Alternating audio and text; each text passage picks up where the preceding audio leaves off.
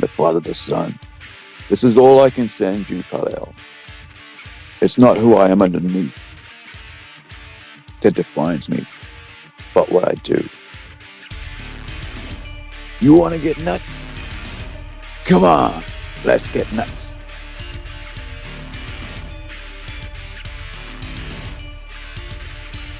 Just because someone stumbles and loses their path doesn't mean they're lost forever. You're making me angry. You wouldn't like me when I'm angry. I let my father die because I trusted him. Because he was convinced that I had to wait. That the world was not ready. What do you think? With great power comes great responsibility. We are Groot. We are Groot. We are Groot. We are Groot. We're Groot. We're Groot. We're Groot. I'm with you till the end of the line.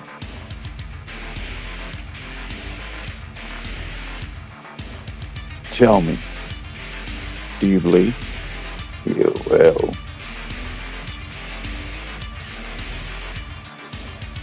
Big man in a suit of armor. Take that off. And what are you? Genius. Billionaire. Playboy. Philanthropist. I am Batman. I could do this all day. Kill any god. None of you seem to understand. I'm not locked in here with you. You're locked in here with me. You either die a hero, or you live long enough to see yourself become the villain. If you're nothing without suit, then you shouldn't have it. It's not who I am underneath, but what I do that defines me. And I am Iron Man. Fourth wall break inside the fourth wall break. That's like 16 walls. I believe there's a hero in all of us that keeps us honest. I would say that's morality. Moral law. Or ethics.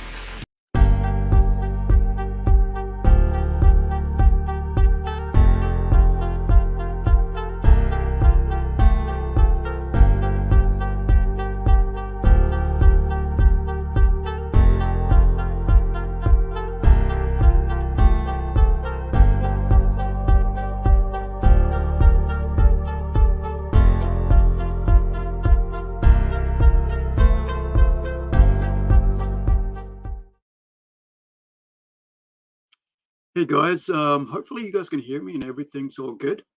Let me know in chat if you can't. So we're waiting here on Ben Dunn from Antarctic Press. Hopefully he'll be here in due time.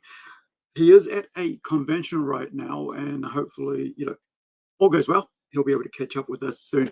Now, I wanted to talk about some of the things that I have that he's created that I've collected over the years, right?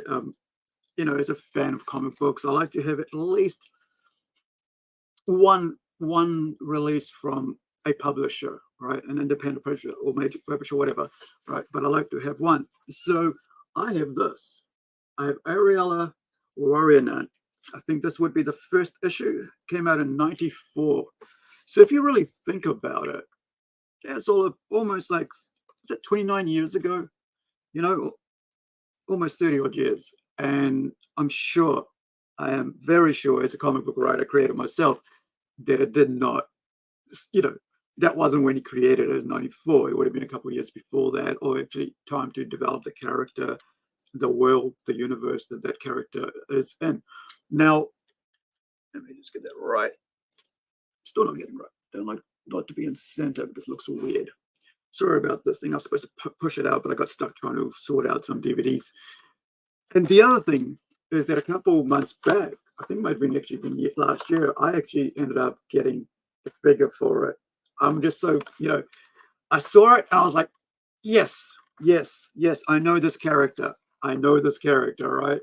I know this character. and I have at least have to have this character. Of course, you guys know that Warrior Nun was a TV show, and it's probably still available on Netflix, and it did really well. Now, from what I understand, like I haven't seen it. I'll probably make some time to see it. I should actually.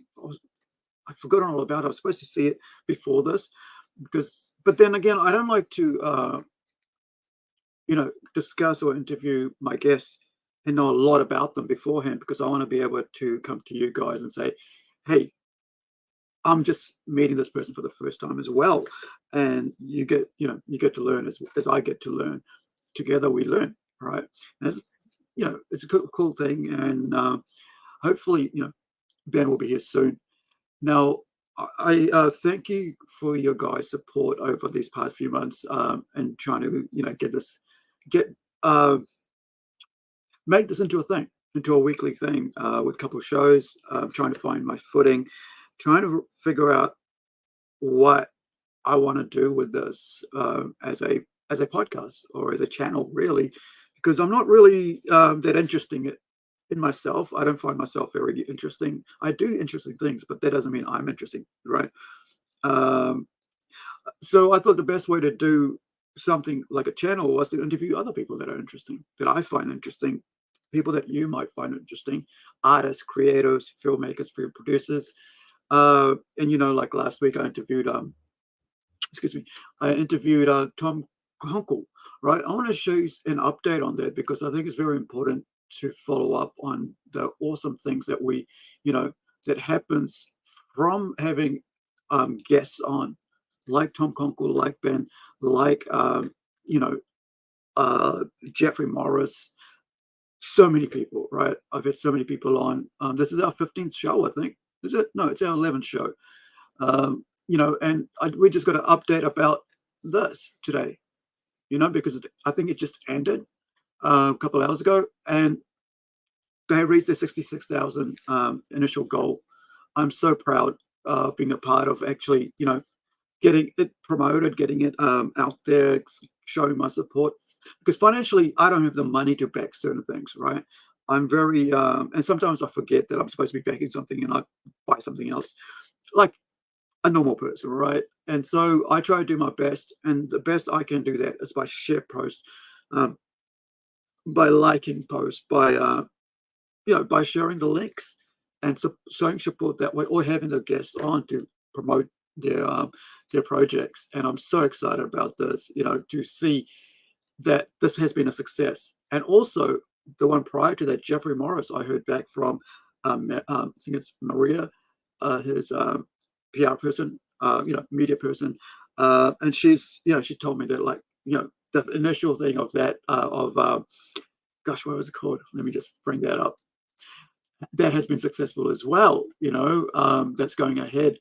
And that was, here we are, the eagle has landed, right? So, it's so cool to be able to help in any way I can to help these creators and creatives, reach their goal, and they were able to reach 230,000, which is really cool, man. That's a lot of money. I mean, like, seriously, that's a house, right? There's a house in New Zealand, an average house, probably, depending where it is, you could get a decent house. But I think locally here, you buy a 2-bedroom house for about that, or maybe a 1-bedroom house or apartment. But that's the way things are going. But I mean, that's people, that's people putting their money behind the project, right? There's 685 people believed in this project, and to then see it out there is an amazing thing. Now, I just want to check something, make sure that my, the channel's got the sound coming out, because sometimes I can't, I'm not sure if there we go. It's working fine. I'm glad. So, as I said, it's a privilege to be able to interview these guys and to discuss with them. I don't feel like, when you have guests on, it's like an interview, but I don't feel like I'm interviewing them. I'm having a discussion. I'm having a conversation. I feel like having these conversations, I learn so much. In interviews, you don't, because all you're trying to say is like, tell me you this tell me that, and tell me that. I don't find that interesting personally. It's like just like targeted questions. I like to have a conversation. And so if you are out there making films, making comic books, making music, these are the three things that I love. I mean, who doesn't love that, right? Who doesn't love TV, entertainment, right? Pop culture, anything in the pop culture vein, I love. As you can see, I'm surrounded by it all the time because it's who I am. And I think if that's one thing that's interesting about me, it's just these things, right? And as a fellow, I guess you could say a content creator, I want to have other people who create content as well. I mean, we've interviewed so many amazing people. And, it's just so cool to have these guests on because they have these amazing journeys they've been on throughout their lives, these amazing things they've done, and, places they've been, people they've met, people that mentored them, people that they have taught, right? People that they had helped. It's not, and often, you don't find gratitude sometimes in people that you help, but sometimes it's real privilege and real. I mean, it feels when people have gratefulness towards what you've done for them, it feels really cool. You feel really, that you've done something that's worthwhile. I mean, I've had so many amazing people. I mean, it's hundreds of people that have, that have had so much influence in my life and mentoring me and giving me ideas how to be better as a person and how to be better as a creative. I'm having conversations every week about what I can do and how I can be better about things, and how to, learn from all the guests I have on. Like I learn from the words of wisdom. When people say, this is what I've learned, I go, okay, I'm going to take that on board and see what I can put into play in my own life. Because, at the end of the day, it's my choice whether I do that or not. But sometimes, you got to just be open to learn. As I mentioned in, previous, I think it's Comics and Ramblings episodes, where we discuss a bit more meaty, meaty personal subjects and in regards to pop culture and film and TV and stuff like that. That, when I first came back out of my 2-year numbness, what I would call like just, this lucid kind of like, depressed state where all I did was pop pills just to keep myself on the level, which I don't recommend. But for me at the time, I couldn't see any other way out because all I thought was like, I don't belong here anymore. In this world, it would be easier if I just, went out. But then I was like, I've tried that, and that made things even worse for everybody around me, even my friends and family, not to mention myself. And it took a hard look at myself to get myself out of that, as well as take advice from family and friends. Especially, I'm just scratching my knees. I've got issues with my joints and stuff. So in case you're wondering what's going on there. So, so I sometimes you do need to take a hard look at yourself and,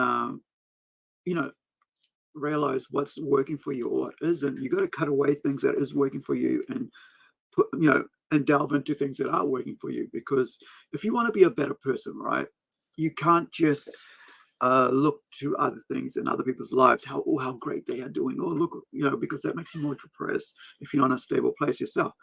So for me, I had to go, well, what makes me, like my sister said, find out what makes you happy, man, and do that.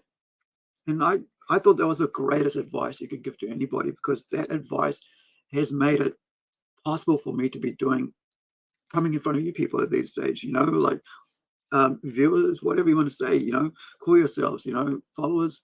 But I mean, at the end of the day, it's allowed me to be more expressive in what I'm doing, to be more real in what I'm doing, be honest about how I feel, because you don't want me to be up here being fake about what I feel and what I'm doing and how I come across.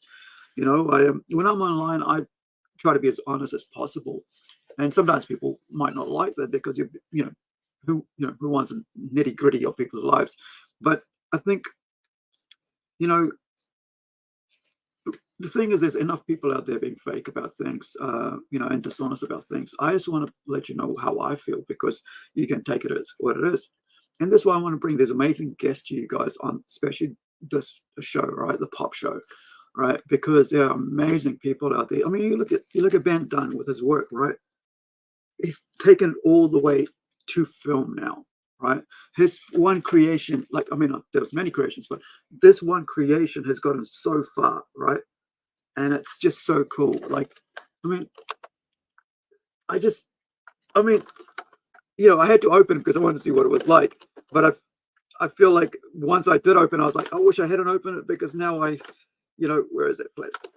That now, it's kind of like I can't display it as well as I want, but I did want to know what she looked like. And so you look at this warrior nun figure, comes with a sword, and it's so cool.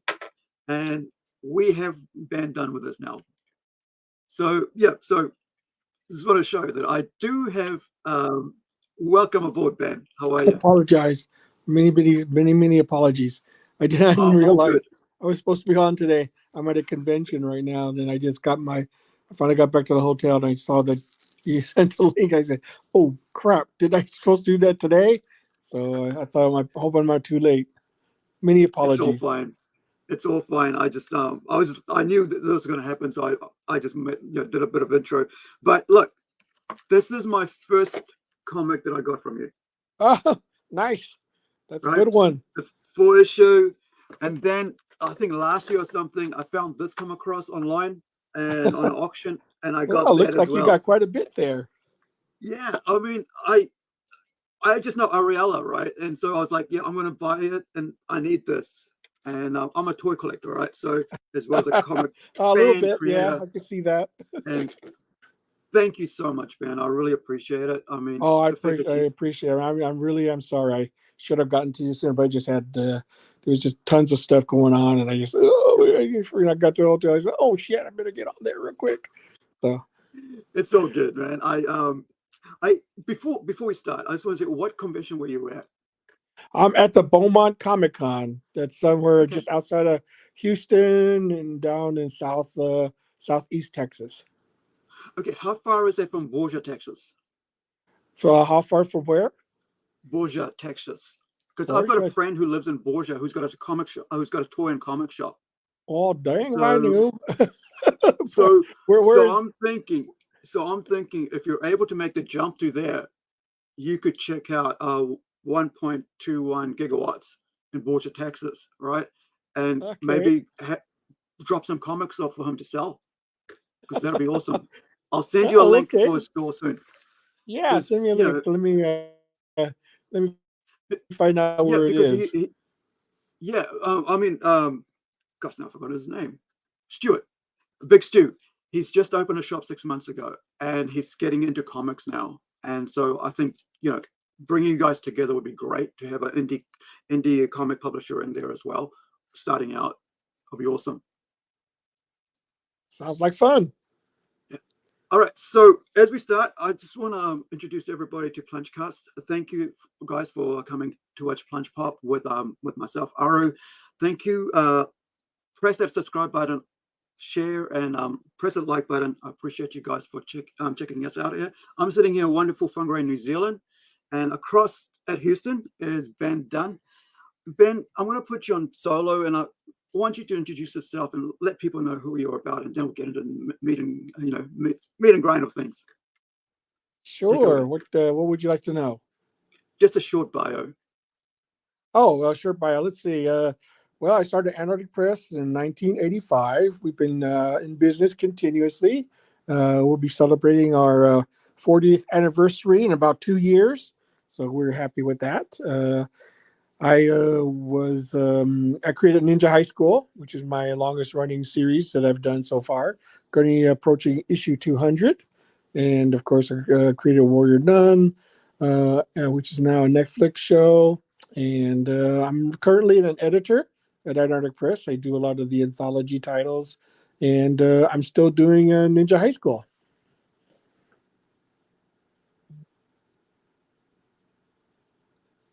Thank you for that. Yeah, Oh. I'm just I don't like to interrupt people when they're speaking, because I always kind of go, yes, and I find that annoying for myself when I hear back, so I mute myself. Thank you for that. I mean, 40 years, man, that's awesome. You know, I Yeah, was looking at this. I was like 40. That's at makes least. me feel old. I'm 40. I'm 50 this year, so that's almost as old as me, and that's such a amazing, amazing I was feat just like as an 10 indie years old creator. when we started the company. Just a little So kid. yeah, let's talk about that, right? Let's talk about young Ben. Oh, by the way, before I start, my first proper girlfriend was Taiwanese, right? Oh, nice. So here in New Zealand, migrant, and it was beautiful lady and young girl at that time. But I mean, amazing people, man. Like, so when I found that, I was like, yes, this is cool. I know Yes, Taiwan a bit. we have a Yeah, colorful history for sure. yeah. So let's talk about yourself, your childhood and stuff, and how you got into comics. Sure. What would you like to know? Well, tell us about young Ben growing up. Well, I was born in Taiwan, but I immigrated to the States when I was like maybe less than a year old, and grew up. First, lived in Louisville, Kentucky, but we didn't stay there very long, and immigrated to. I moved to San Antonio, Texas, where I grew up most of my life. I recently moved to the Dallas area in 2000, in around 2005 or so, and I've been here ever since. And I've been running the northern office of Antarctic Press. I do a lot of searching for new talent, developing books, developing series, just being generally keeping pretty busy. Awesome. I was talking to one of my friends, Stuart, Big Stu, yesterday about how from what I understand about Texans, they're very warm, kind, common sense people. Do you find that the same when you got there? Yeah, for the most part, Mm, their driving is crazy, and they yeah. do take very little nonsense, but they're very friendly overall, as long as you're just Mm, upfront and honest, and don't try to pull any fast ones. But yeah, I mean, mm. they're pretty much the same, about anywhere you go. Yeah, I think Texans and us Kiwis would get along very well. We're very similar in our nature. Because I've got like a couple of friends who are from Texas, like Hawk from Rising Sun Comics, and then of course Stuart, and then I think there's a couple others that I've met over the last couple of years, and I find that they're very endearing and very warm people. That's why that's how I become like, yes, I know this is how Texans are now, because I've actually met them, and and find them very you know Oh, steadfast absolutely. people. You certainly will be welcome here if you ever come by and visit. I'll give you the grand tour. I think Texas would be a great place to visit if there's any place I'd like to go. You know, Absolutely. You'd be certainly welcome. now when you guys moved to Houston, right? And what was the decision? Do you think I mean, why was the decision to move there and not anywhere else in America? I mean, we're not located in Houston. We have an office in San Antonio. I know And when your parents moved, like when your oh, parents moved from moved Taiwan. Yeah. to San Antonio. Well, that's where my father got a job offer and packed up the whole Okay. family and moved them out there, and been living there ever since. It's southern Texas is a little bit Mm, different than northern Texas, so there's a bunch of larger Hispanic population. So I got to mm, mingle a lot with that area, and it was really a sort of a laid back type of existence. mm. But what was this? What was the job that brought him over? Your father, that is. Well, my father he teaches anatomy at the University of Oh, Texas. He teaches future doctors. Yeah, he had an old saying. He has a PhD, and he told me, you know what the difference between a PhD and MD is? You know, is that PhD is poor, hungry, and dumb, and an yeah, MD is $1 million. exactly. Yeah, the one who teaches gets less than the one who does it, right? Yeah, well, he seemed to be pretty happy with that. I don't Mm. know why he never decided to become an MD, but he just was happy with teaching.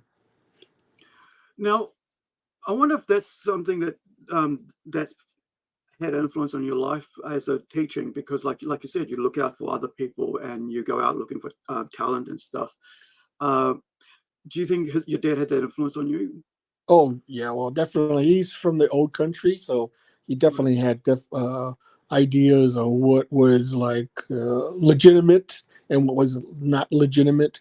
Mm. But I grew up in the United States. Like any other normal kid, I watched a lot of TV, read a lot of comic books. Yeah. Wasted a lot of time just hanging out with my friends and doing stuff. That's something that he couldn't understand. Mm. That Mm. in kids in the United States are raised differently than kids anywhere else in the world. So Mm. it was. I quickly became fans of Star Trek, and I quickly watched lots of TV and lots of Yeah. cartoons, ate lots of sugary cereals. Went to the public schools there, so I was able to get a American education, Mm. and I just didn't feel like I needed to, follow in my father's footsteps. I wanted to part chart my own destination. Yeah.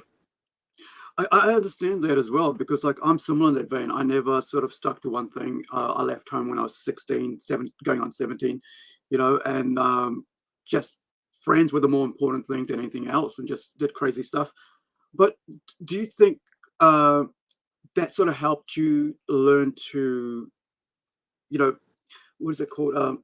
Socialize more with people outside of your own friend group kind of thing, like, Oh yeah, different oh people. yeah, absolutely. Yeah, I mean, uh, I was basically the stereotypical nerd. Okay, I was playing Yeah. Dungeons and Dragons. I was reading comics. I was watching science fiction, and all that kind of stuff. And I found people who share similar interests, and we became friends, and we started going to conventions, and I made it my life's goal to work in comics. I wanted to work for Marvel and DC. Right. Now, you did work for Marvel at a point with the Mangaverse. I was looking at your, bit of your bio because I want to see all the stuff that you've done. But like, I mean, almost 40 years. I mean, you've done so much. Um, I tried. yeah. So what was, after all this like conventions and, getting comics and pop culture and stuff like that, what made you decide that comics was going to be the thing for you? Well, that's just what I wanted to do. I mean, it Mm. was not my parents didn't understand it. They just thought it was a waste of time. That I Mm. was not going to go anywhere with it. But you know what? I loved comics. I wanted to do comics. It was my dream, and I just worked toward that in any way, shape, or Mm. form. And so in 1984, I actually got some around 83 or 84. I got actual comic work with a local comic book company that Oh was wow. based in San Okay. Antonio. I did a few, yeah, I did a few stories with them. Yeah. And I got to get to know the business. Got to know some other pros like Pat Boyette at the time was living in San Antonio. I got to know him, Okay. and I got to know the ins and outs of running a comic book publishing company. So when the company eventually closed doors, I had the knowledge to go ahead and start and strike out on my own and Mm. created Antarctic Press. Now, for those who don't know, and myself included, who's Pet Boyette? I'm sorry, you're breaking up. I can't Oh, hear you. sorry. For those who don't know, and myself included, who's Pet Boyette? Who was or is Pet Boyette? I'm sorry, I still can't hear you. You're still breaking up. Okay, so I'll put. Oops, sorry. It's Pet Boyette. Who was that? Yes, okay, and I can hear you. Yeah. So what's the question? Who was Pet Boyette? Oh, Pat Boyette, he Yeah. is an old school comic book artist. He did a lot of stuff for Charlton, and he was quite really a good artist. He had sort of he did he did I think he did a lot of stuff for, I'm not sure, but I think he did like a couple of covers for Peacemaker, and he did. I mean, he was quite a journeyman artist. I don't think he created anything on his own, but he did do a lot of comics. Well, yeah, So he I mean, was big in the 50s, 60s, and 70s. He just passed away like 20 years ago or so.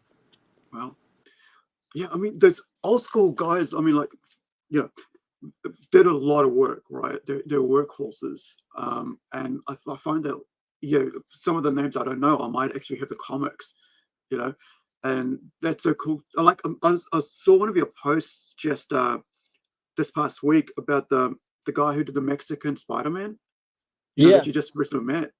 Yeah. How'd you come about meeting him? I mean, Well, he came to me. I was at a convention and was yeah, at my table, and they introduced me to him. And what's funny because the night before I was actually talking about it. Maybe they, I was talking about him, and I guess they dug him up and brought him over to say hello. And I was really honored to meet him. He was such a nice guy, and it's just amazing to meet living history. People who actually were in yeah, the industry for decades. yeah, Who's part of something that was. I mean, uh, before I even knew about it, I didn't even realize that in Mexico they had decided to go their own way with a new storyline after the Gwen okay, Stacy death. And now it's become like almost like a alternate universe where mm, Peter Parker marries Gwen Stacy instead of her dying. And they did that's it. pretty I cool. mean, they probably didn't have permission to do it, but they just did it anyway, which is Mm, very unusual. And that's the guy who drew it. He drew the comics, and I just wanted to know more about it. I wanted to yeah, find out, well, what was it like, to do that, mm, to go against convention, where you were taking an established Marvel character and just mm. deciding to do your own story. I just don't think you can get away with that nowadays. That's for sure. Yeah, they're too tight on that. I mean, when I was looking for Areala, because I've got it all done under A, B, C, D in my containers down there, and I came across a Brave New Day, right, the Spider-Man where Mephisto basically annuls Spider-Man and Mary Jane's marriage, and I looked at him with disgust, right, that little point. It's like, it's there, but doesn't mean I like it, that moment, and it's like, how can you do that, but when Well, I mean, it's interesting to talk to these because of course, comics back in the day, I use that term loosely, is that they were under the understanding that they were basically work for hire. They were basically independent contractors, and that yeah, anything they did would be owned by the people that hired them.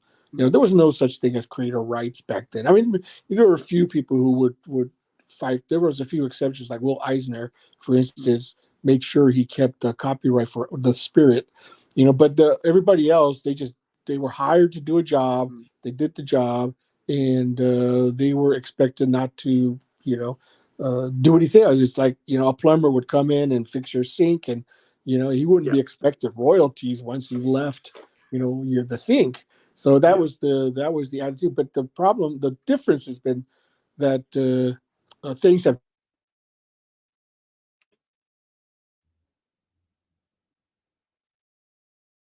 think we've lost Ben there. Hopefully we can get him back. Um, Apologies if I guys. Something that has such important value. Sorry, Ben, you cut out for a bit there. Can you repeat that? Oh, I'm About sorry. It's unfortunate that the company, I mean, a creator who's created something that of immense value, no mm, longer, I mean, it cannot share in the revenue generation that it mm, creates. I mean, back in then, there was no, they had no idea that their product would be made into movies or, yeah. DVDs or video games or on Or stream. There was or no, toys, or Yeah. toys even for that matter. Yes, exactly. So it was just a given that comics were just comics. No one actually thought about it other than just comics. But that all changed when you know you, people started making them into movies and video games and all that kind of stuff. And the revenue they generated was immense.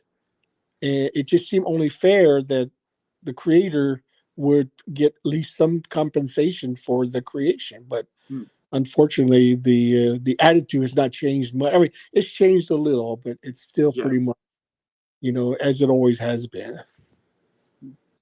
I mean, it is like, I mean, as a publisher, I mean, let's step back a bit. Like when you started Antarctic Press, what was the motivation to do that? Well, the motivation was for me just to create comics. I had a ton of ideas I wanted to put out, and this was the easiest path to getting that accomplished. Because the direct market had just started, so now you no longer had the gatekeeping of newsstand. Uh, you didn't have that hurdle, to jump in order to get on newsstand, because newsstand was very tricky. You had to get in touch with distributor. Now, direct market meant that you got it straight into comic stores on a non-returnable basis. So that was perfect. And at the time, there was like a dozen regional, distributors of comics. So there was a plenty of competition for sales and for uh, for product. So it was really good times back then. But what changed was that when Marvel decided to distribute their own books, and that's when the whole market started to collapse, in my opinion. Now, for those people who kind of don't understand what newsstand means, can you tell us a bit about that? Yes, as far back as the 1930s to the present, there were distributors who would take the comics from a comic publisher and put them in newsstands. Okay, and what I mean by newsstands is that any place that were willing to carry comics, that's the spinner rack, the newsstand market, and they were responsible for getting the comics and take them to the various places where they would sell. Hmm. Then after the month was over, they would pick up all the comics, that unsold comics, and return them for credit for the next month's comics. That changed in the late 70s, I mean mid 70s, when the direct market began. And what I mean by the direct market is that comic book stores started to pop up everywhere to sell comics. And Phil Swilling, I think, was the one who actually started it.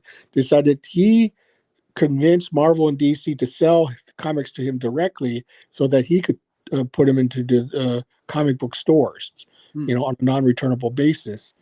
And so that's the direct market. So newsstand is where they're taken to like grocery stores and newsstands and gas stations, etc. And the direct market is to the comic store. Right. So, for our non-American viewers, in America, you have like these little, basically on the side of on the footpath, you have these little, cubbyhole type stores where they sell smokes, cigarettes, lollies, and newspapers, and you could have them comics there. Whereas, over here, you basically have to have a store, and it's part of the town, and you'd have those comics there. For us here, like I remember buying Valiant comics on a newsstand, or like a spinner rack at an antique store, like a furniture store. It was weird. It was like furniture toys kind of store in New Zealand, like in the mid 80s. So I didn't actually see a comic store until I moved to Auckland, which is the next city down from us, 2 hours away.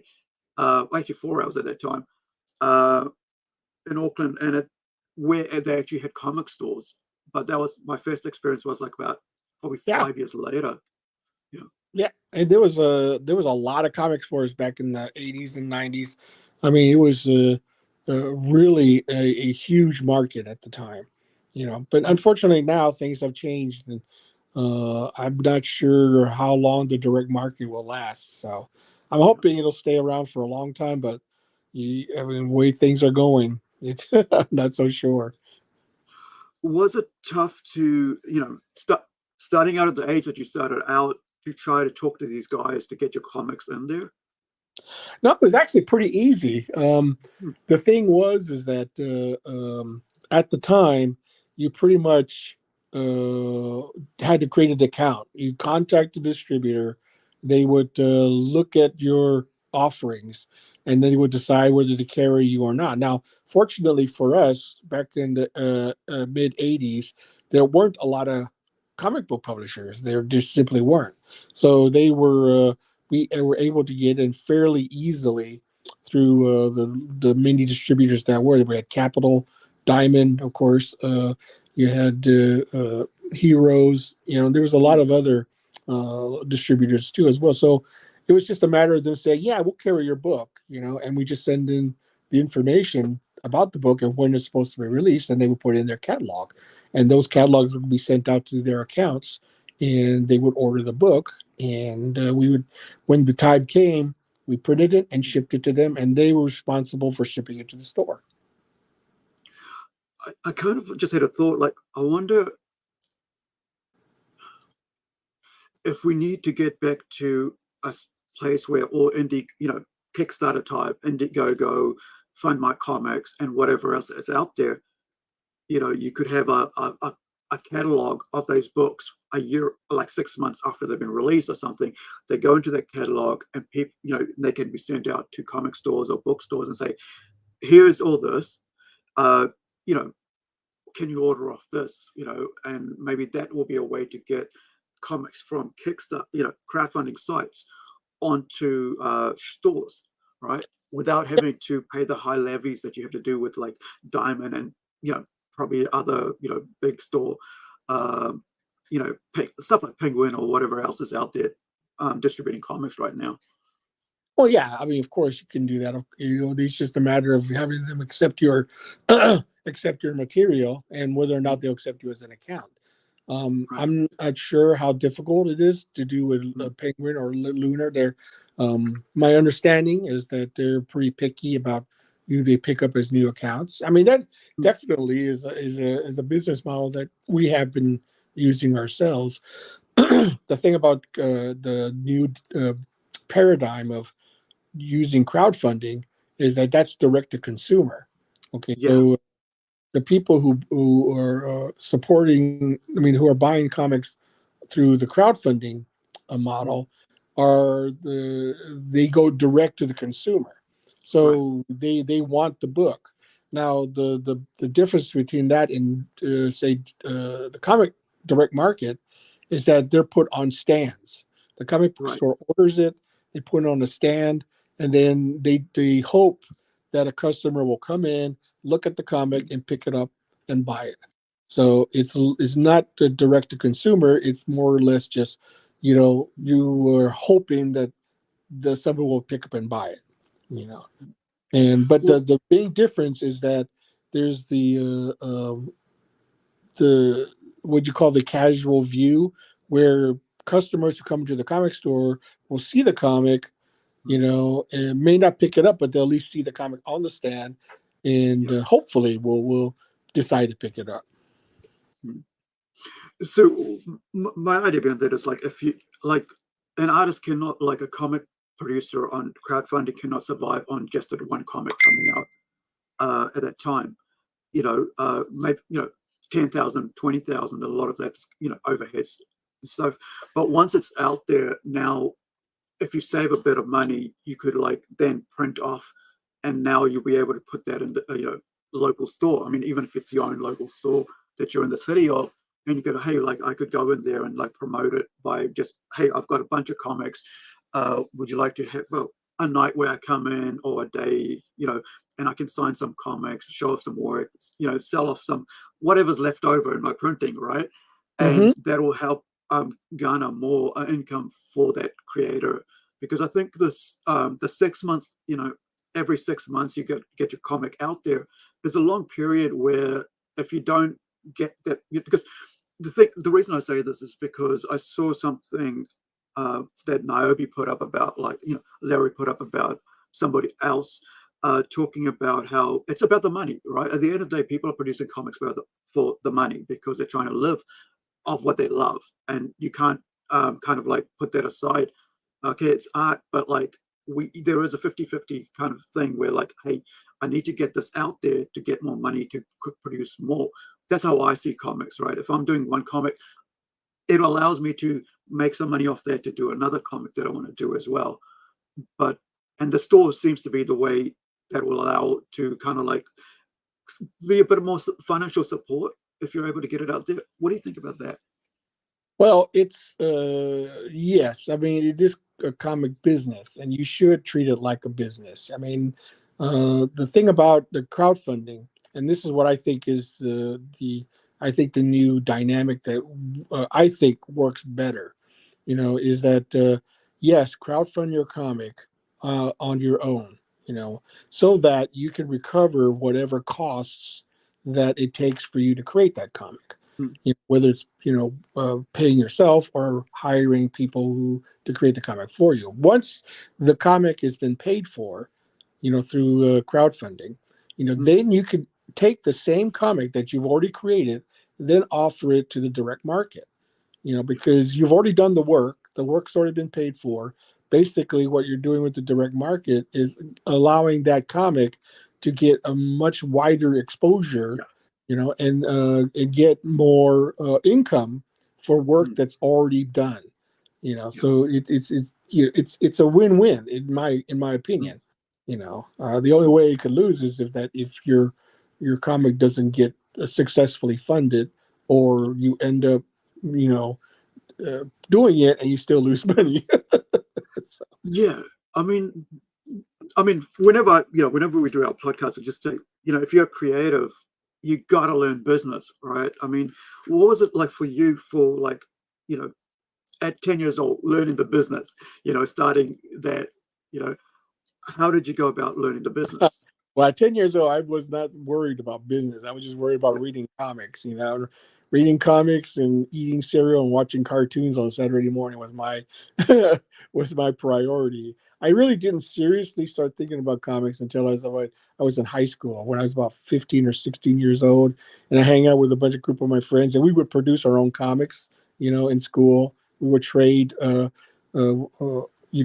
each other's stories, and we would create new characters, things like that. And out of all my friends, I'm the only one who actually made a living doing comics. So it was certainly my life's ambition to do it. So, and then when I went to college, I decided I had enough of school, and I wanted to actually just decide, you know what, I'm just going to go ahead and start my own business, and that's when I created Antarctic Press. That's not many people or young ones would have that ambition to know exactly what they wanted at that young age, right? I mean, I didn't. Loafing around and going to work, drinking in the weekends, going to work, drinking the weekends, reading comics, buying music, and so on. But I mean, what do you think made you decide, okay, this is it? Like, I'm going to do this.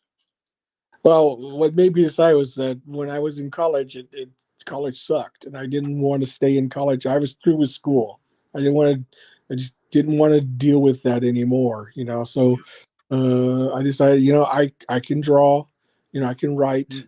I decided I'm going to take a chance. I'm going to see if it were to fail. If I were to fail in my endeavors, then I probably would have ended up just getting another job somewhere else. But I was determined to make something of this comic thing, and I just kept at it until I succeeded. I when you were talking about like your friends and showing each other and working through the comics, I all I could think of was like schools in Japan, right? You've got those clubs, you've got the music club, and you've got the manga club, and you've got the sports club, which is like, I think it's after school, and it's such an amazing thing that you're surrounded by friends who are actually doing that stuff similar to that, because a lot of us around the world, we don't have that, those sort of friends who are like doing that. Because I know I never had anybody else who was around me that was like into drawing or anything. I think I got into comics after I left school, around about 15, and it was just me on my own all the time with comics and stuff. So I find it really, really awesome and cool that you had your friends there, at middle school, at a high school, and so on, at junior high, all the way up to college, I guess, helping you and challenge. Because I always think about that saying, iron sharpens iron. So bros basically keeping helping each other get better at things. Were there some people in your life at that time, growing up, who were like, okay, you need to do this, or let's try that, or help you along the way to, make you that, establish yourself into that comics style or area that you wanted to do, go forth with? Oh, sure. Yeah. I mean, the thing about it is that, no man's an island. You got to go ahead and, get the feedback from somebody. You want people to be honest with you. I mean, the thing about it is that people can give you advice, or people can discover things. Some people have already experienced things, and if you can learn from other people's mistakes, that you'll avoid them yourself. So that's I was always kept my ear open for things. I always tried to build bridges, not burn them. I always try to give people the benefit of the doubt. To listen to them, what they have to say. Be respectful, and believe me, that comes back tenfold. It costs you nothing to be nice, because if you're nice, then people respect that and they appreciate that. And that's the thing, is that it costs you very little, and you can reap huge benefits for it. I mean, if you act, aloof or arrogant, or if you're act nasty, most chances are most people are not going to hang around with you. And they're certainly not going to want to work with you, and they certainly are not going to give you any advice, or they're certainly not going to talk to you about things. And I've learned in this business is that if you really want to move forward on things, you've got to respect people. You just got to. It's just a simple matter of the fact. So and yes, I've had a lot of people I've talked to who've given me a lot of advice, who've given me a lot of warnings, who've given me a lot of things to avoid, and it's been very useful and very helpful, and I appreciate that. And a lot of them later on became really good friends, and we're still friends even after many decades, and I really do appreciate that. Now, when you started Antarctic Press, how old were you? I was, let's see, I was about 20. 20. Let's see, it was 1985. Yep. See, I graduated in 81. So, let's see, 1991, about 24, 25. So at 24, you've been through college. Did you take business up while you're doing when you're doing at college, or did you just do art and stuff? No, like I pretty much winged it. I had no idea to really running a business. I knew how to, I had to literally teach everything, myself from scratch. I didn't know. We didn't have any comic book printers in San Antonio, so I had to go to several printers and had to do the comics piecemeal. I would have the interiors printed in one place, have the cover printed in another place. I would have it taken to another place to have it to cut and stitched. So, there was no one all-inclusive comic book publishing until later. I found out about Brenner Printing, which actually did, all that stuff. They were located in San Antonio, so they did a lot of our comics for a long time. So it was keeping books and stuff like that. I mean, that was just something I just hated to do, but I hated to do it. So thank goodness my brother, who is much more business oriented, he came along and helped me sort things out, and he's probably more important and instrumental in keeping AP alive than anybody else. So with when did your brother join up with you? Like, this is after 20, when you're 85. Yes, he joined the company around 88. Okay, so that's 3 years after he'd already started the company. Yes, because he knew what a mess the books were. So he decided he was going to take charge of that, and he's been doing it ever since. Yeah, that's awesome. I mean, like having someone actually in the family who knows. And the other thing about that is like your family knows your weaknesses, right? And they know where your failures are and what they can prop you towards, or they also know your strengths, and they can go, well, this is your strength. This is like I've got like my brother-in-law would tell me, this is your strength, and my sister will go, this is your weakness. So I'll have that balance. Like whenever I need some advice or something, I go, and Yeah, and absolutely. so what was it? I mean, having your brother, keeping the business and family, what was it like working alongside him all this Oh, time? well, I mean, it's just like anything when you have a family involved in the business. I mean, it's just like, I'm sure, and we've had some doozy arguments over, how to do things. And because, I'm the creative aspect, but he's the business aspect. So, sometimes they don't always get along.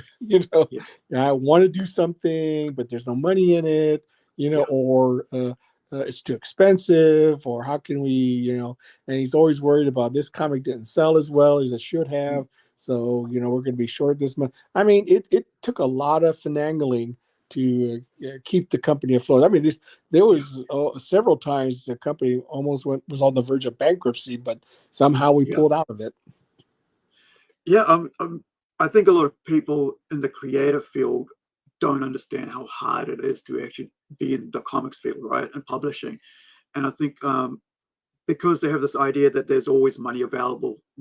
Everything's going to sell, right? I'm going to do about 50,000 copies of this, and every 50,000 is going to sell. Or I'm going to do, I'm going to produce like 10,000 of these games, and they'll sell. And then you go put it in the shop, and it's like, oh, we only sold 5. And Well, then the other shop will go, we sold 100. What yeah, did I you? mean, everybody has the hope that their thing is going to be massively appreciated, and they're Yeah, going to sell tons but the thing is, you just don't know until you actually do it. yeah, That's the thing about capitalism is that, you take a chance. You're hoping that yeah, what you create will resonate with people, and hopefully it'll reward you with compensation. yeah. I mean, artists and creative people are always positive about their work. you know, I'm like, I know this will sell. This is going to be great. And then you go, well, what does everybody else think? There's too many words on that. Yeah, There's too but many words there. And I, it's a I did it fine last year, balancing right? act. Yeah, it's Yeah. a fine I, balancing act. yeah. Sometimes you have to decide, when to give up. The Yeah. thing is that, you know, I mean, I've started a lot of series that I began, but Yeah. didn't pursue any further because it just either I lost interest in it or it just didn't sell. So, Mm, if it didn't sell, then you move on. You find something yeah. else that does. Yeah. I mean, like from experience, right? So last year I put out this web comic, right? We Mhm. print self printed it here, put in $500 of my own money into it, got it printed, and I'm like, my friend goes, you know, it's too many words on this pages. It's too many words. And I'm like, but it's a web comic. I only put it out a page a week. And my idea was that I want to give them a week's worth of, story. And then I Sure. came back and went, it works as a web comic, but not as a print comic. And so I rewrote the entire thing and we took it to Kickstarter and it worked. But you, it's, unless you've had something, I find like unless you've failed at something, you don't learn. But it's Well, also a good absolutely. thing if you succeed. Right, right. Absolutely. I mean, if you can find people who've already been down that path and they give you advice, then of course you can avoid the pratfalls. But at the same time, you're right. Absolutely. If you don't learn, what do they say? Definition of insanity is doing the same Repeat. thing over and over again and Yeah, expect a different result. I mean, it's you got to understand that there is a time when you have to decide, is this worth it? Can I yeah, continue to do it? Is it is the is this something that's going to pay off? And if it doesn't, then should I move on to something else or should I give it up? have you had to start? I mean, if you have you because you work with a lot of creatives, right? Have you had creatives you had to turn away and or go, hey, maybe reworked that and they've never come back because you've said that, given advice from your experience, because a lot of people don't know that you've had so much experience. Have you had that experience turning people away? Well, for me personally, I don't really like to do that because, every creator has his own vision, and if it's something that I think will work, then I'll let them know. Yeah, this is, I like it and I want to, publish it, but if it doesn't work, then I'll just simply say, well, this doesn't quite work. If you can fix it, then maybe I'll reconsider it. Things to that nature. But yeah, it can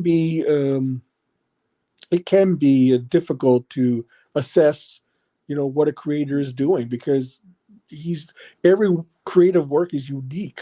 It's special unto the creator himself.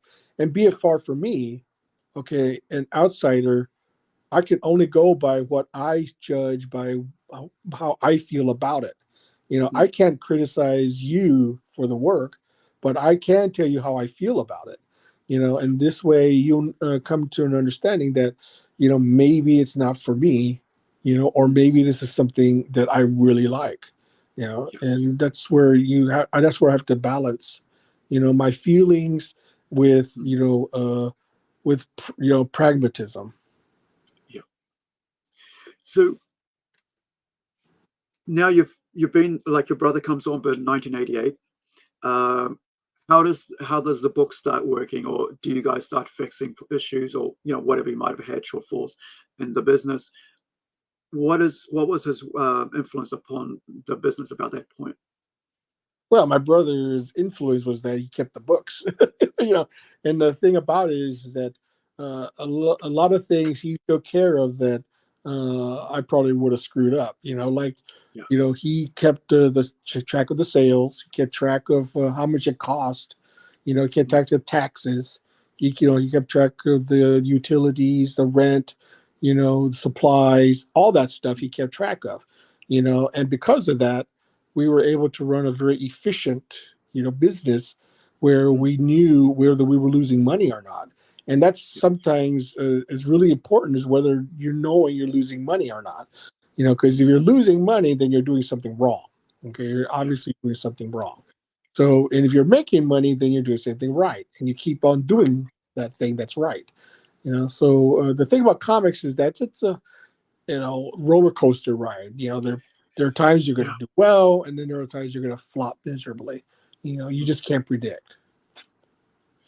Now, with did you guys move, like you're talking about utilities and stuff? Did you actually get into a brick and mortar store, not store, a building to be able to print comics, or did you do it from home? At first, we worked from home. That was the most expedient way to do things. And then we bought a office because there was a space available that was very cheap. And we decided that we had grown sufficiently enough to move into our own business. This way we could, entertain clients. We could interview prospective creators. We'd have a place to store all our excessive inventory and things like that. So we eventually moved to an office building. And then recently, the landlord of that office building sold the building, so we had to move out, and we bought another house and turned that into a business. When did you buy the first office space? I mean, when did you move into there? Sorry. We moved into the first office space, I think, around 1993 or 94. Right. So, and how recently did you have to move out of this space? Well, we recently had to move out of that space about 5 years ago, around 2015 or 16. Well, so you were established there for such a long time. It's like almost 2 decades, wasn't that? Yes, we were there for a long time, but eventually the owner of the property decided to sell the property, so we had to move out. Right. Was it too expensive? Like, did you ever decide, well, we could buy the building itself, or was it too much, or would it be better to move somewhere else? No, the property had increased in value so much that there's no way we could. We would have been better off, buying a house, and that's what we did. Awesome. So this is like a 4-bedroom, 5-bedroom, or 3-bedroom home, and just Yeah, it's a did you take like two-story house that we converted into an office space. wow. Now, did you have to like refurbish the place, like take down walls and stuff like that to make it work, or did you just No, leave it as it actually, we is? wanted it to basically it acts sort of as a dual thing. It acts as an office and it acts as a place for creators to just, you know, cook and sleep and, you know, and stay there. You know, basically, we allow creators to, hang out. Yeah, that And is very interesting. I mean, like seriously, that is something totally different. Where like it's almost like it's like a motel, right? Because you got to create a motel space. I mean, you'd never think anybody would do that. oh But yeah, why did it work, we've been doing it. We've been doing it for a long time. right? So what made you decide to do that? I mean, like that's very different to anybody else doing it. Well, we allow certain creators to stay with us in exchange that they create for us. You know, it's sort of like well, you could stay here, but we expect you to do this. You know, of course, we Mm. pay them for it. You know, but Yeah, it does save them uh, the hassle of having to find an apartment, and we get use out of having an in-house creative team that yeah, can do things on a moment's notice. You know, so if a book becomes, if we need to fix something, we can get yeah, it done right away. We don't have to wait. We can just get it done right yeah, away. We don't, we snap to it and get it done. yeah. I mean that. I mean that is amazing, to be honest, for someone like me who's living across the world, right? And the publishers over there in America, and like it's not going to happen. But Yeah, well, I back think, back in the day, we had to FedEx everything. You know, that was yeah, super expensive. Now we just scanned it in and send it by email, which is way cheaper and a lot faster. yeah, yeah. And I think a lot of modern creatives have no idea, and they don't even want to look at that. They don't want to look at the history to appreciate what's happening now. I think for someone like yourselves who have like been in it for so long, you have so much knowledge about the business that that that a lot of new creators have no idea about how to actually just to approach a publisher, or actually how does the printing work, or the thickness of the paper. Why would you go to a lower GSM, and how to budget enough to be able to decide what colors to use and what not to use. I mean, like, Well, I mean, when you think about like a spot color in an interior is just as costly as doing a full color, comic book. yeah, I mean, of course, the technology has made things a lot easier and more convenient, Mhm. and that's fine. Technology is supposed to make your life easier. And while I certainly don't want to sound like an old fogey saying, "Oh, these young people, they just don't know how hard it was back then," But that's I don't begrudge them for that, because that's something that they've Mhm. taken advantage of, and this is what Yeah, makes things better, makes things more faster and more efficient, yeah, and and quite frankly, I think it's a good thing. You want yeah, things to be faster and more efficient. yeah. I mean, I couldn't live without it. Right. I'm working with artists from friggin' South America, uh, North America, you know, probably Spain, in the US or wherever, and at the same time working with somebody else from another country. That could not be as cost effective as it is now before. And No. so, like you mentioned about FedExing stuff. I mean, seriously, how do you go find an artist that's going to be able to work with you at the cost that you can afford, compared to like just someone, in country? And like, have you ever had to like go, okay, well, reach out to certain artists and go, look, can't really afford that one on this book, but can you, try somebody else? When you're dealing with artists, how do you go about dealing with artists? I guess that's my question, from different Well, I places. mean, it's truly international now. I mean, that's the thing. Back then, you couldn't. You had to find local talent. That was really your only option, other than maybe going through the various trade magazines. Like Comic Mm. Buyer's Guide or such as that. Now you just all you do is go through the various websites that do that, and or just post something on Facebook or X and ask, if anybody's interested. I'm looking for an artist, and I guarantee that 2 dozen artists will, DM that guy in less than 5 seconds. So Yeah. it's different now, and that's a good thing, because it does allow us to now not be limited by borders or by time zones, or by being able to contact people. And now you can even speak to people in other languages and just send a translated version of your letter. You don't Yeah. have to speak the language anymore. Yeah, I think that happens with my emails sometimes, because I get very, very, very cool emails back when I'm thinking, I don't even know what language that person speaks. But Yeah, it's exactly. such an amazing world to live in. Like, I mean, as much as I say, oh, we should know about the past, but I mean, I'm kind of like, in a sense, like, you should know what's come before, so you appreciate what's happening now more.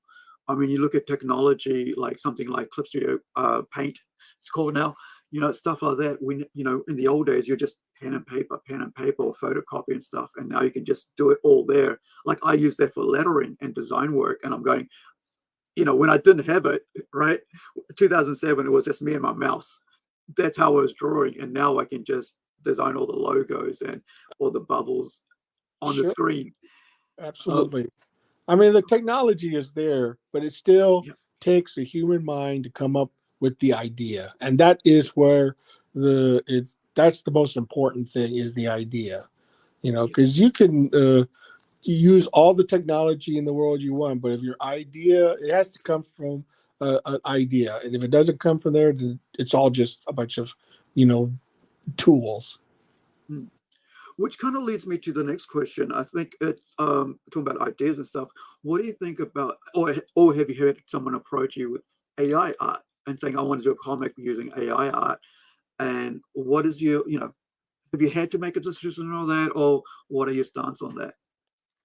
My stance on AI is that it's here. Okay, I mean, it's unavoidable. It's technology that it's only going to get better as time Mm, goes on. There are ethical issues of it, you steal, yeah. quote unquote, stealing from other artists, and Mm, that is something that probably will have to be addressed. Either through legislation or through yeah. some other thing that will take that into account. But sooner or later, it's going to get to the point where the AI will be able to just create something from whole cloth.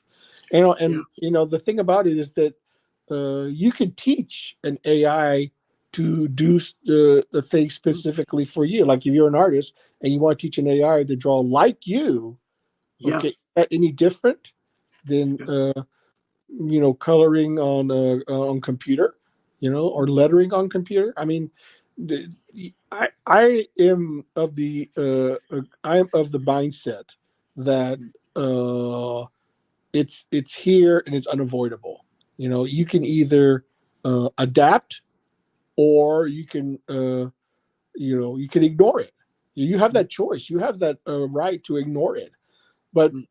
as it becomes easier to use, and the output becomes better and better, uh, there's no way you're going to be able to not interact with it. It's just going to be part of life. And then you have to make a decision whether you accept it or you don't.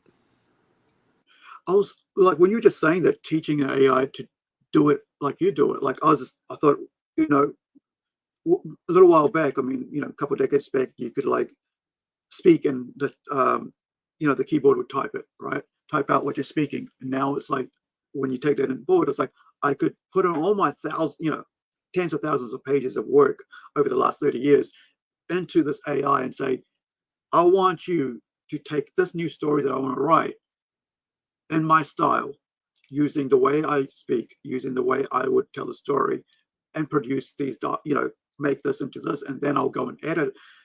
I hadn't even thought about that idea of AI being that sort of tool. Whereas, like, when you're using AI, you're just using it to take from everybody else's and make a story. Because I actually put one of my own stories that I'm never going to use, but I feel sad that I actually did this to it. Is that I put my, my plot, my whole characters and everything into this short story I had into the AI, and then took everything and made it into 3-4 versions of it, and I kept correcting it. But the idea that you can now say like, hey, do it my way using my own work, I find that much more interesting and much more pleasant. Sure, it's going to get to that point. I mean, it's the thing is, it starts with you. You have to come up Yeah. with the idea. You have to be the one to enter all the prompts. You have to enter the characters, all that stuff, and all the AI is doing is just like, putting it together in a format that it's acceptable to you, Yeah. and if you're the one doing all the input, I mean, how is that any, it's all that's really doing is making you more efficient and, making it faster. I Right. mean, if they're gonna be writers who just won't accept it. That's fine. You have Yeah. that right to do that, but there's going to be writers who won't, who will adapt to it, and they're the ones who's going to be producing, huge amounts of material, Yeah. and how good that material is, I don't know. That has to be for the market to decide. If the market, if you produce something with AI and people love it, then how do you argue with that? You can't argue with that kind of. It's hard to argue with success. That's the thing. Right. Like I was just thinking, like with that in mind, like how the people accept it, because I'm a heavy metal fan. So with the heavy metal music, you've got people who are producing really good heavy metal music because digital music, of course, and they've done really well with it. But like you've had people who've done like AI art, which is taken from other people's art, which have made people who actually do decent work themselves using the tools themselves, not using AI. It's confusing the art world because of that. Like if you hear like somebody who's amazing like Sakiri, right, and coming up with somebody who's just taken Well, I mean, here AI to do it. I'll be honest with you. I think that 99% of the human population, most normal people, they don't give a crap about AI. Okay, doesn't affect them. They don't care. Okay, it doesn't bother them one iota. Okay, the only people who are hot and bothered by it is the creator community, and of course they can be. They're bothered by it because it's a threat to their life. Their life. I mean, it's no different than somebody who was a manufacturer worker being replaced by a robot. It's a threat. And this is why I think most people are. Most people are against it because it threatens their livelihood. And anytime something threatens your livelihood, you're gonna oppose it.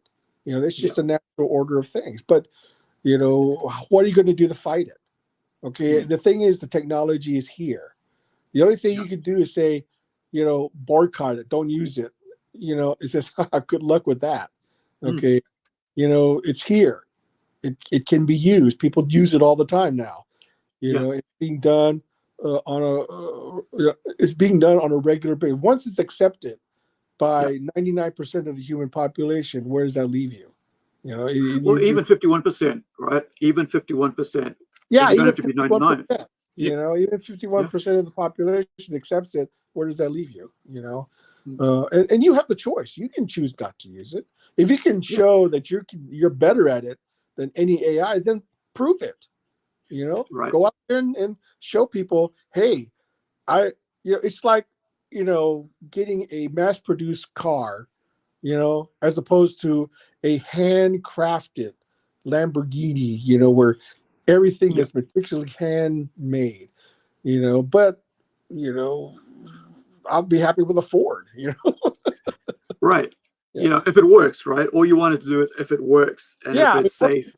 I will almost guarantee most people cannot tell the difference between art made by a human and art made by AI. If you just show any schlub off the street, and show them two pictures, one was done by AI, one was done by a human, I almost guarantee 50% of the time most people will pick wrong. Yeah, it's too good. Either way, depending on the talent. But I do like the idea of like using your own skills, and sure, for that's going AI to teach off you things. Going to happen. And sooner or later, somebody's going to come up with a app or a program that says, "Hey, enter your own, art into this thing, and it'll spew out art just like Mm. yours. Yeah. I think for me as a writer, I'll be like, okay, I don't feel like writing today, but I need to get written things done because it's. I mean, I'm you know, I'm more of an emotion. You know, I've got to be in a right space to start writing pages and pages of work. And if I'm not, and then if I have days and days of where I'm not, I would be happy to go, hey, dear AI, here's all my work, right? Take my thousands of pages of work and shove it into there and help me along. And then when I come back, when I feel like I'm at a good stage to write I again, mean, go in. Yeah, I always believe that in the future, it'll be an AI editor. You can pump them your stuff, yeah, and it'll edit it for you. It says, oh yeah, this line needs to be dropped. This change. You found some typos. It'll automatically correct all that stuff for you. And then the same with art. If let's say, there, I decide, what, I don't want to draw a full page. I'll do layouts. I'll do really rough pencils, and then I'll pump it through the AI and it'll complete the art for me. yeah, It'll take my style and it'll draw the comic for me. Even, but I still had yeah, to go out. I still had to do it. I still had to lay it out and all that kind of stuff. yeah, But all the AI would do is just finish it for me, basically. yeah. Or even like get it to like 98% or 90% of finishing, and then you can just go and wipe it, Oh yeah, hell, touch it I'd up. be happy with 75%. It's Yeah, just that still saves you a vast amount of time, and work. yeah. Because I mean, a lot of us, don't have that much time. I mean, like especially if you're working full time, right? And you got a couple hours a night before you go to bed to do some artwork or do some writing, and then next thing you got to do this over and over again. And if you can have that extra, while you're awake, right, uh, at work, you've got the AI running its thing, and then you come home. Oh, cool! Now it's shut. Now it's cleaned away a couple hours of your, time to edit. It's already edited for you. It sounds really It's good. going I to mean, evolve. The thing is, the technology is going to evolve. It's going to get better. I mean, a good example of that is like, when, movies first came out, when the motion pictures first came, they were crude, they were very, they weren't very, I mean, back then it was a wonder, people would say, oh, yeah, movie pictures, wow, fantastic. But if you look at it in the past, it's like, wow, these are pretty crude. And, things like right now, AI is in its infancy. Okay. It's in yeah, its it'll only grow bigger and stronger from there. yeah, And as more and more as technology and memory capacity gets better, and people understand the language of AI, then it's you'll be able to create your own AI. I foresee a day where everybody's going to have his own personal AI. yeah, Someone will just be there just for yeah, you. You're the one. Just like robots. I sooner or later we're yeah, going to have robots. It's just going to yeah, happen. And we'll see what technology. We'll see what humanity will be then. yeah, Yeah. yeah. I remember, like when you just mentioned, I remember writing a story, you know, where the AI is actually part of your iris, right? You just put it into your eyeball, and it just sits there, and so everything's here in front of you. But I mean, other people have written that already. But I just thought that the fact that that is there, and you can communicate, and your maps wherever you need to go, it's all part of you. And I'm sure eventually we'll get there. Not too long in the future. I No, I think you're absolutely right. I think the negative, like I mean, like you said, like when it, when it's like harming your personal income or your earnings, that's when people get upset by it. I mean, we look at Hollywood, with the strikes and stuff, and about how AI, they're going to be like put your images into movies and stuff forever whenever they want to fill up, this like the extras on the crowd. But Well, it's really, I think, would be your own personal decisions whether you sign up to that or not. well, the thing about it is that you still need a creative mind. Okay, the thing about AI cannot generate anything from whole cloth. Okay, you still Right. have to tell it what to do. Mm. Okay, once an AI starts creating things on its own, then we have to worry. Okay, but until that day happens, okay, you still need a human interaction with it. And the thing about it is that, you know if you can make if you can take advantage of it, I mean, why shouldn't you? You know, that's the thing. The tool is there, you Right. know, available to you. Why are you threatened by it? Okay, Mm. why if you are so insecure in your own creativity, you know, that you cannot that you cannot use it to Mm. be even more creative, then you know what are you doing? You Right. know, it doesn't make any sense to me. Now, I want to move to talking about Areala. It's herself, right?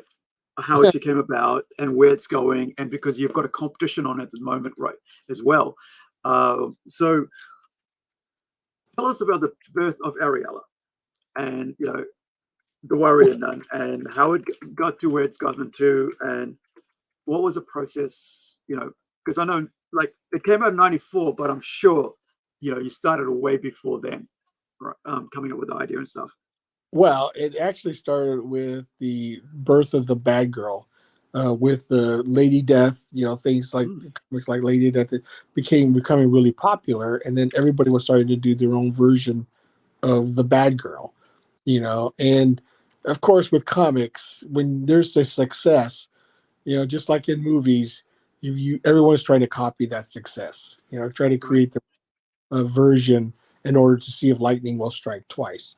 So when we saw these bad girl books selling huge numbers, I mean, we were talking about huge numbers, you know, and we thought, you know, hey, we need to get on this bandwagon, you know. So Okay. one day we had a at the office, we had a Mm. brainstorming session. We just started saying, what could we create to compete with Mm. all these bad girl comics that are coming out? So I said I took a different tack. I said I'm not going to do a bad girl. I'm going to do a good girl. What's the ultimate good girl? A nun. Okay, Yeah. so and of course I grew up going to Catholic school, so I knew all about Same. the Catholic Yeah. imagery, the religion, and everything else like that. You know, I went to middle school that were run by nuns, and believe me, you do not trifle with them.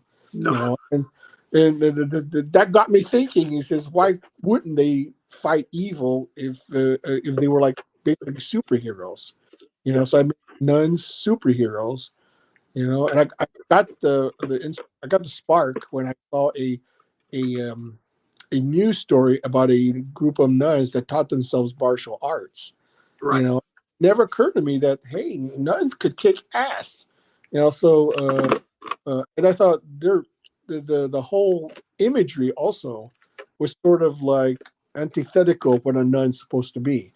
A nun's supposed to be like, you know, a a a bride of Christ, you know, very humble. You always see them as being nice and Yeah. things like that. But no, I wanted my nuns to, you know, take names and do some serious ass kicking. So, you know, I just created a world where what if demons and you know vampires and monsters and things like that actually existed? Wouldn't the Catholic Church, you know, create some sort of Mm. organization to combat you know these supernatural elements you know if they actually existed?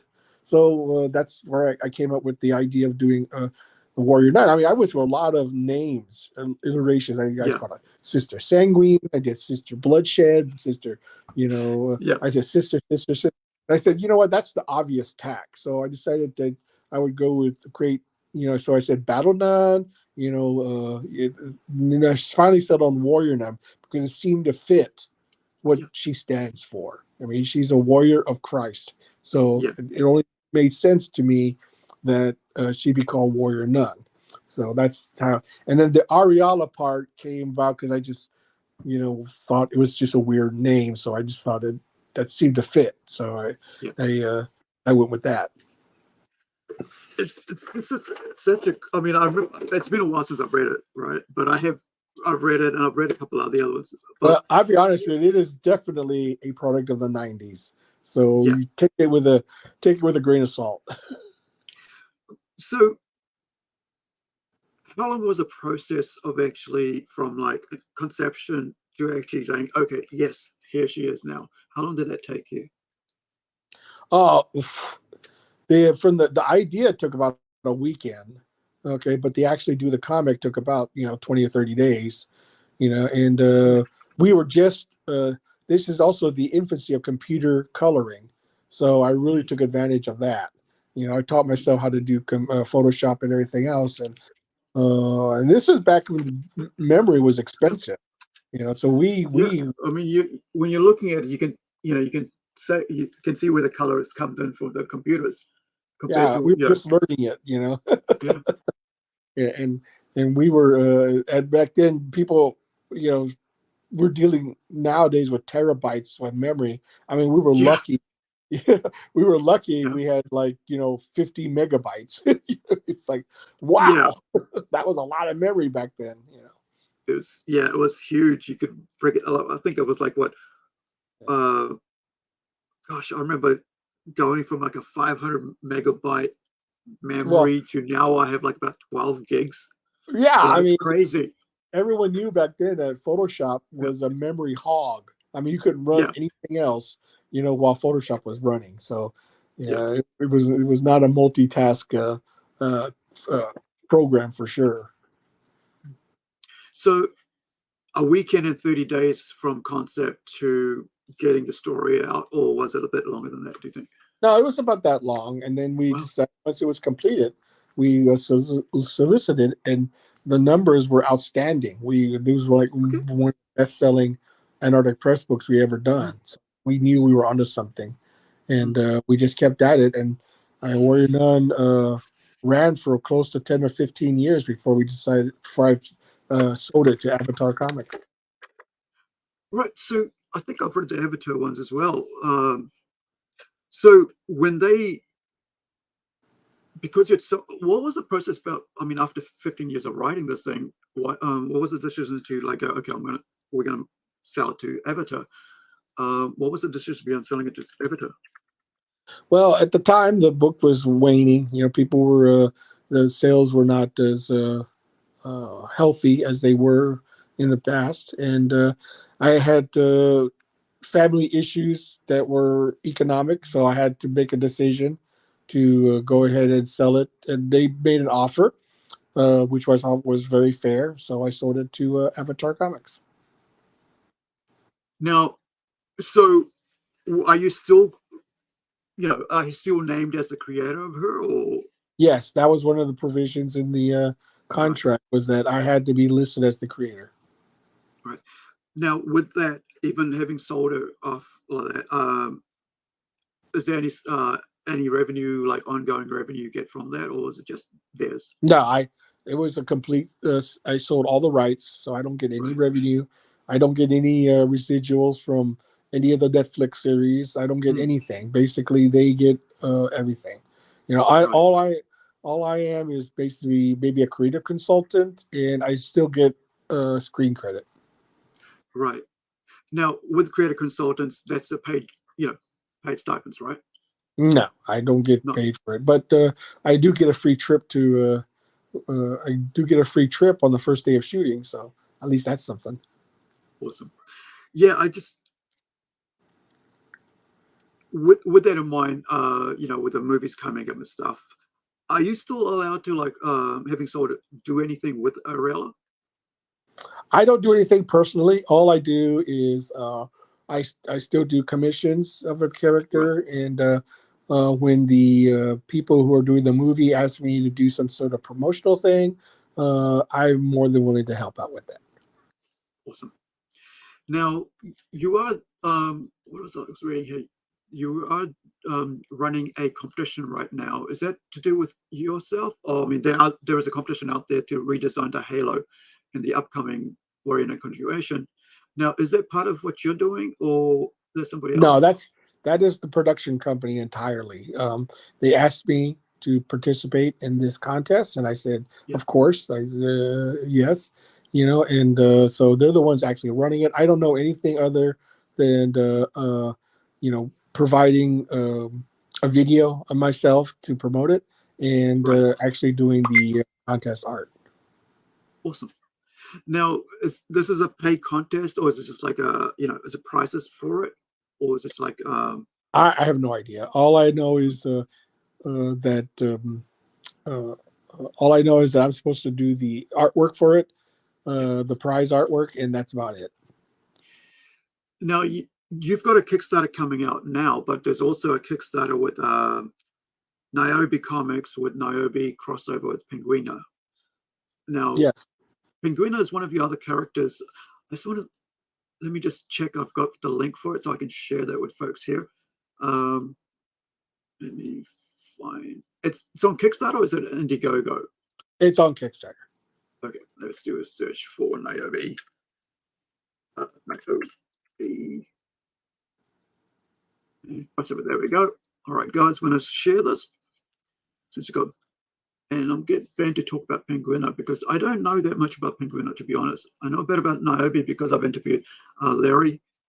And so this is a project right now that's on, and we said they've already surpassed they're very close. We've still got 25 days to go, and they're very close to reach their goal of 62 New Zealand, 6,200 New Zealand, but they need another $160. So, you know, and that's New Zealand dollars, not US dollars or Canadian dollars. Yeah, pretty good. That is very good. I mean, that's only 5 days. And so, you know, tell us about Penguina, right? Well, who is Penguina? Penguina was sort of an accidental character.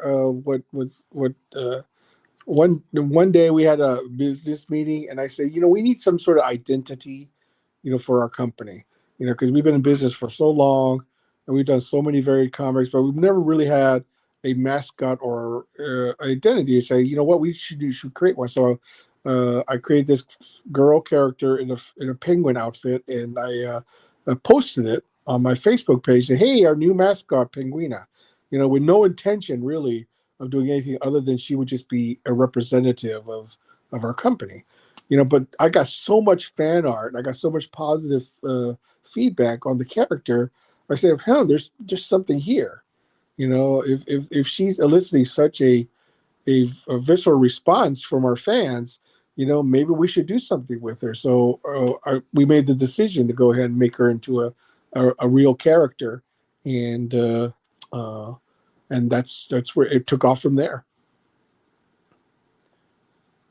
And so we decided to give her own book. I did a call from creators to do stories with her in it, and we got a whole bunch of really cool and great submissions.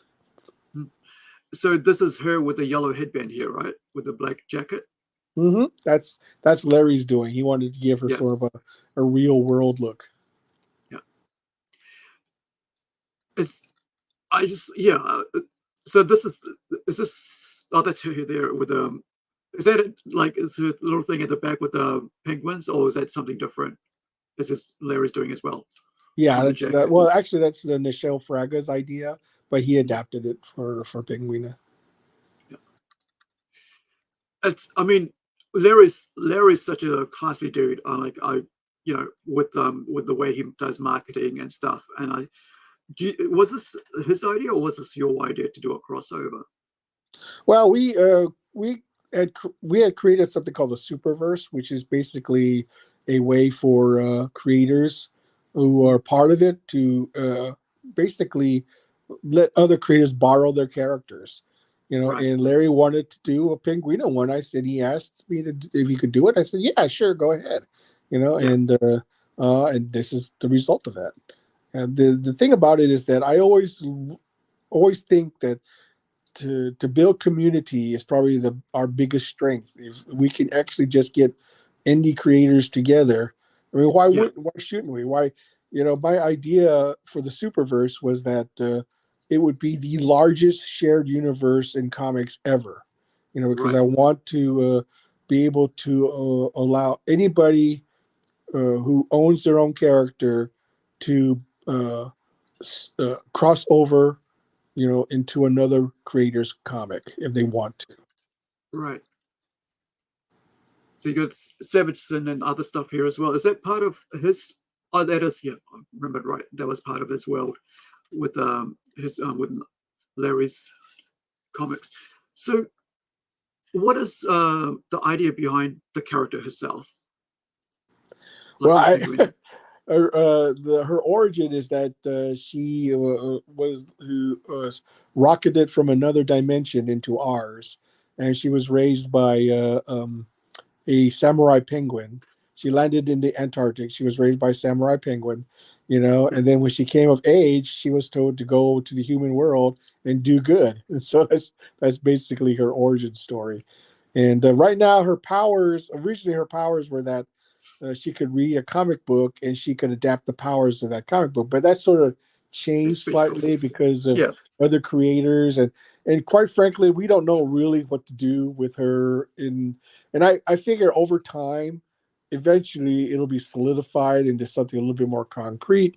But at the moment, we're just having fun with her, just see where it takes it, and eject the stuff that doesn't work and keep the stuff that does.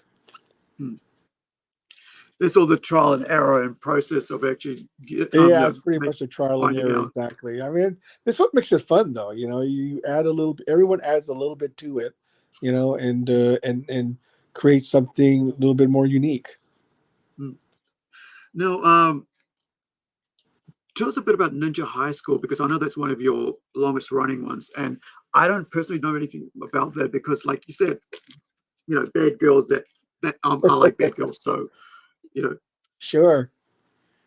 Well, Ninja High School started in 1987. I was originally intending it only as a 3-issue miniseries. It's basically my version of the Japanese anime teen comedy, which was pretty popular at the time. And I said, you know what, I'm just going to do my own version of it. So I sat down, decided that ninjas were popular at the time. So I just said, there are a bunch of ninjas that attend high school. So that was the whole premise. And but I decided to go a little bit different with it and make it more of a wild and crazy, type of world where anything can happen. Because that was typical of the Japanese anime at the time, where just stuff happens because they happen. We just accept it. So that's basically what the approach I took. So I created these characters, and after 10 years, I replaced them with a new set of characters, and then after that, I replaced them with a new set of characters. It's awesome. So there's quite a few projects you put out on through Kickstarter. Is this something that like you guys use for funding, or is it for publicity, or is it both? Now, this is for me. I wanted to give older fans something that they could collect, and I wanted to expose new fans to something new who've never read it before. So I decided this was the perfect way for me to bring back Ninja High School to because there was Ninja High School went on a hiatus for about 5 years because Diamond instituted a minimum order policy. Of course, they've since abandoned that, and when they abandoned it, I brought back the series, and now it's running on a regular basis. Awesome. This is such a, I think this is something I would want to get into because I'm a manga and anime fan. So, it's something that I find interesting coming across something new like this. Tell us about the characters here. I mean, like you've got this regular looking dude, and then you've got all these other, fantasy type characters. Okay, well, that right there, the one you're showing here, that is what is called the V1 character, Generation 1. Okay, it consisted of Jeremy Feeple, a ninja named Ichiku, and a alien princess named Azrael. They come to Earth. They come to Quagmire, which is his hometown, and they want to marry him because that's what they're supposed to do. And that was the premise of the original series, and then all the weird stuff that happens is basically just stuff that I wanted to do and make, with these characters. And then around 1999, around 2000, I switched the whole cast to his brother, Ricky Feeple. Right. And he has that's him, he has a whole new set of problems with a bunch of new characters, but he's a really good ninja. So he has to deal with that. and it became actually more like there's more ninjas in Ninja High School in this version. Right. Now, if you go to there's a Kickstarter for textbook number 9. I think if you show that is the go up there, right there, that one, Ninja High School textbook 9. That's the new cast. Okay, they're called Generation 3. Okay, so what happened is that an alien parasite takes over Quagmire, and Anna Feeple and Steamhead, who are 2 other characters in the original series, they jump into another dimension, and they recruit new students, to take back Quagmire. And the ones they recruited is a guy named Roger Wilco, who's like a comic book nerd, and Saki, who's like a magical ninja, and Petunia, who's a Scarillion from outer space, who were the ones who actually released the aliens, that took over the world. So she has to help, she has to help make things right. Right. I didn't realize this was up right now. So I mean, you've already surpassed your goal, which is awesome, because I mean, success is great because people are still interested in after all this time. Like, it's great to see that you've got some amazing support, for something that you created a while back, but I'm going to play this video so we can I think it's pretty loud. Okay, there it was. It's pretty loud. So let's have a watch, because so everybody can see what's going on.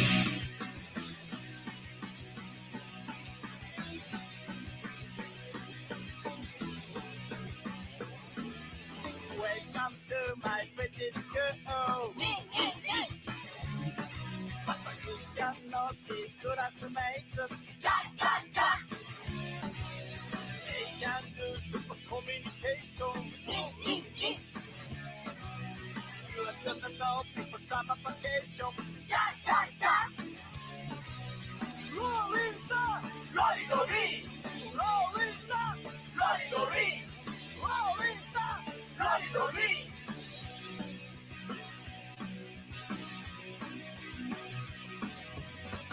아주랑 카라멜 점프. 모델로 점프 킥크. 양극산 보그 점프. 아싸 이리 대가나빠. So there's so many awesome covers. I didn't realize it was such a big book. Is it 396 pages? 356 pages. 56. Yeah. Wow. So this is a full-on. I'm only like 7 issues away from number 200. Okay. This is volume 9, textbook 9. Does that mean it's a volume 9 of the? Yeah, there's a previous eight of them that you can get. All right. How many issues? Down, you can see them. Sure. How many issues of the comics are in this one volume? It should be about, let's see, 1, 2, 3, 6, 12, yeah, 15? 15, yeah. Yeah. Plus, you're going to have extras and all sorts in there as well. Yeah. Now, there's the other volumes there. Those are volumes, yeah. And you can get them all, guys, at $10 for PDF if you wanted, if you didn't want hardcovers or anything like that. But PDFs are really cool because, you're still able to get the work. Now, I was thinking, it's only just started. Oh, no, it's only about to finish. It's only got about two more days. Is that 2 more days? 24 hours, yeah? Yeah. So 2 more days before it finishes, but you've already, project's already successful, but still there's room for more. So always use more. Yeah. So the link is in the chat there, guys, in the comment section. So you guys can follow through if you want to support and get behind that project. Now, I don't want to hold yourself up too much more because you've just finished a long day convention. And are you doing it again tomorrow? Because it's still Sunday tomorrow, isn't it? It's a 2-day show. It's a 2-day show, so I'll be there tomorrow. But no, it's my pleasure. I appreciate you taking the time to ask me all these questions. I always like to share my my experiences with other people. Yeah, I enjoy that more than anything. Having conversations with people about their journey, because I think you can learn so much from about people and in Sure, these conversations. Now, absolutely. in finishing here, what I do at the end is like the words of wisdom section, where basically give whatever advice you have, whatever you experience, whatever you want to say as the last piece about your journey so far. And I'll put you on solo. You got about 3 to 5 minutes to do that, and Oh, it's that's a just long time. yeah, it doesn't have to be that long. It's just whatever you want. That's the time we allow for, just to a short and sweet, whatever way you want to like put it No through. problemo. But I'll give you a couple minutes there to check it out. I mean, to come up with it, and I'll put you on solo and silence myself. So take it away. Well, all right. Just a little bit of advice from the Benster. One of the things I always say is that it all starts with you. I mean, you have to, follow your dream, and you have to be determined to do it. One of the things I always say is that it's doesn't do you any good if you keep your idea locked up in your head. You could have the next huge idea, but it doesn't do anybody any good if you keep it locked away in your head. You got to go out, you expose it to the world, let people see it, let people read it, let people be exposed to it. I mean, you just got to take that chance. So anyway, that's it. Like I said, it just all starts with you, man. It just all starts with you. Awesome. Thank you so much, Ben, and thank you for taking time out. I mean, how long is this convention for? Well, it's only it was only today and tomorrow, and then I got a long drive back to Dallas. Right. And so if you guys are out in, it's in Houston, right? This convention. It's just outside of Hume. It's in a town called Beaumont. Right. So if you guys are around watching from there, go check it out and go say hi to Ben. And he's an artist, so you can probably get something drawn and sketched for you. But Absolutely. thank you, Ben. I really appreciate your wisdom and taking your time out to be with us. It was my pleasure. Thank you so much for inviting me. I'm sorry I was late. It won't happen again. No, it's fine. I knew it would be the situation. I was prepared. Thank you for that. Awesome. All right, guys. It's Paquetano. We'll see you next time. And wherever you are, be well, be safe, and give your loved ones a hug if they're close by. Thank you, Ben, and thank you everybody else for watching. Please like. Sorry, I'll let you finish that off. Carry on. Take care. Bye-bye.